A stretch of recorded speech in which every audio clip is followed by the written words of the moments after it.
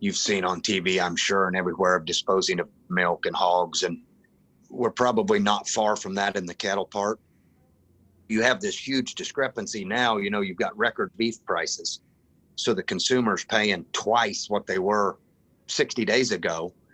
And you have a packer that's making $1 billion a week processing cattle while all the producers are going broke. So it sounds like the big four packers, the meat processors, have too much control? Exactly.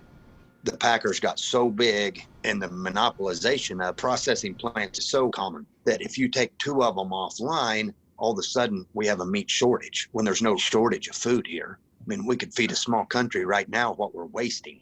Absolutely.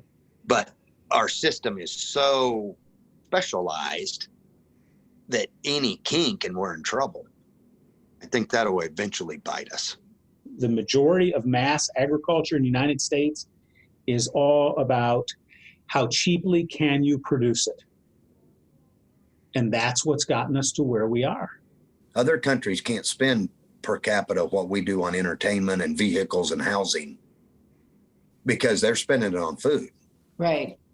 You know, for the last 50 years, we've thrown agriculture under the bus as the bargaining tool for everything America thought the other countries ought to be doing.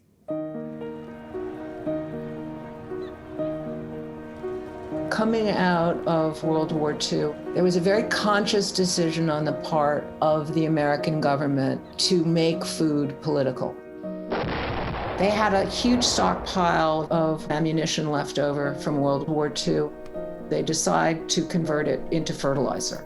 There is a deep encouragement to replace the animals on the farm with machines. There's privileging of efficiency, the factory model.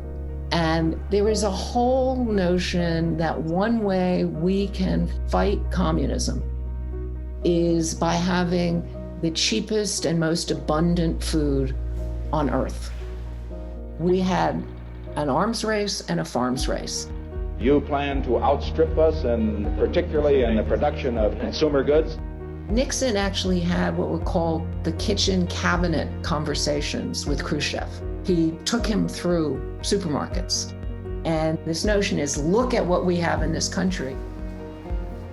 Nixon's Secretary of Agriculture, Earl Butz, actually said to the farmers, get big or get out. We're going to make this industry pay. P-R-O-F-I-T. He encouraged them to take out huge loans to buy combines and expensive equipment. And they did.